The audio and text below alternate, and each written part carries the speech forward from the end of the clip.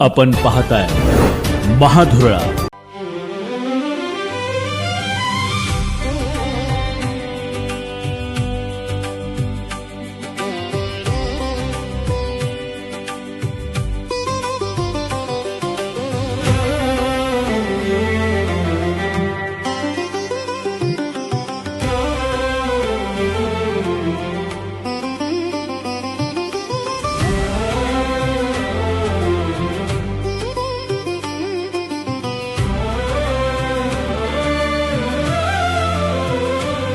राजेशाही परंपरा उजळते पिढ्यान पिढ्या. महेंद्र ज्वेलर्स, राजारामपुरी, कोल्हापूर.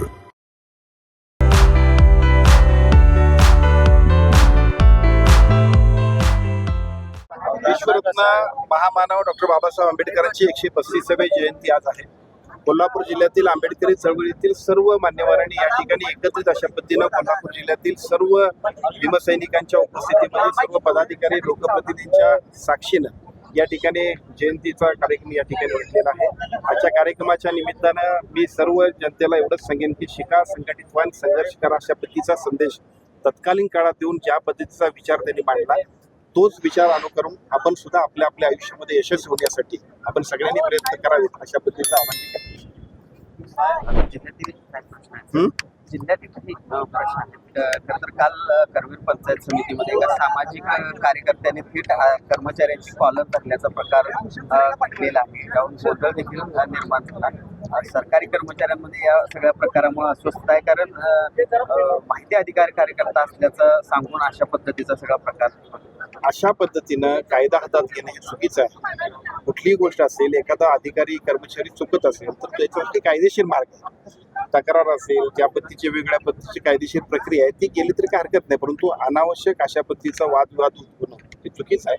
जर असं झालं तर विनाकारण लोकांच्या मध्ये गैरसमज तयार होतील, कर्मचाऱ्यांच्या मध्ये सुद्धा असंतोष तयार होईल. त्यामुळे निश्चितपणे मी अधिकाऱ्यांना सूचना देईन की या संपूर्ण प्रकाराची चौकशी करावी आणि जे चुकीचं काम झालं असेल किंवा जे चुकीच्या पद्धतीचा एकूणच तिथला सगळा प्रसंग असेल त्याच्यासाठी जे दोषी असेल त्यांच्यावरती कारवाई करावी. कसा आहे, व्हिडिओ व्हायरल होऊन अधिकाऱ्याची गडबड त्याचं मानसिक करून 2 वेळा अधिकाऱ्याने आंदोलन करून देखील पोलिसांनी तक्रार दाखल केली.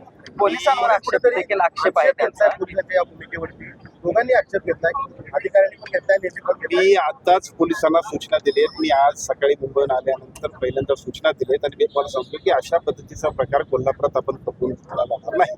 खरं तर काल बोलताना सतीश पाटील असं म्हणते की कोकणमध्ये महायुतीची झाले नाही पक्षीय झालं महायुतीनं दिली असं त्यांचं म्हणणं आहे. आणि काय नेमकं महायुतीत चालले हे माहित नाही. असं दुसऱ्यांच्यावरती कोणी आणि कोणत्या अशा पद्धतीची टीका देखील केलेली आहे. काय नेमकं गोकुळमध्ये चाललं?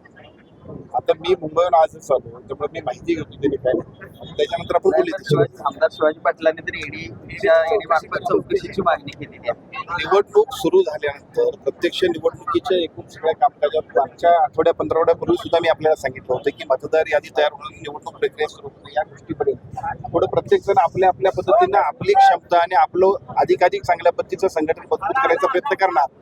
त्या सगळ्या गोष्टी अजून चालत राहतील. पण एकूणच आम्ही यापूर्वी सांगितलंय की महायुती म्हणून ही निवडणूक लढवण्याबद्दल सर्वच लोक एकमत होत आहेत.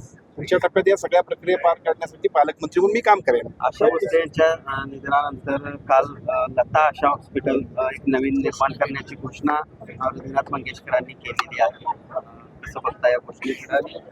अशा पद्धतीने कालचा दिवस महाराष्ट्रातला, देशातला आणि संपूर्ण संगीत क्षेत्रासाठी अतिशय दुःखद दिवस होता. त्या दिवशी आपल्यातल्या खूप मोठं नुकसान आपल्या सर्वांचं झालं आणि साहजिकच या नुकसानाबरोबर आपण ती सगळ्यात चिरंतर अशा पद्धतीनं आशाताईंच्या ज्या स्मृती आहेत त्या जर ठेवायच्या असतील काही चांगले संकल्प सुद्धा केले पाहिजेत. म्हणूनच महाराष्ट्र सरकारने काल घोषणा केली भविष्य काळामध्ये आशा दिदींचं जे काही काम आहे, ज्या पद्धतीचं संगीत क्षेत्रातलं योगदान आहे ते भविष्य काळातल्या नवीन पिढीसमोर सुद्धा जर आदर्श अशा पद्धतीने उभा करायचा असेल तर कालचा निर्णय शासनाचा आहे तो निश्चितपणे लोकांच्या किंवा सगळ्या नवीन पिढीसाठी उपयुक्त आहे. हे आहे गोकुळचं श्रीखंड, अगदी जिभेवर रेंगाळणार. जिभेवरच नाही तर मनावरही रेंगाळणार. गोकुळ श्रीखंड, मनावर रेंगाळणार.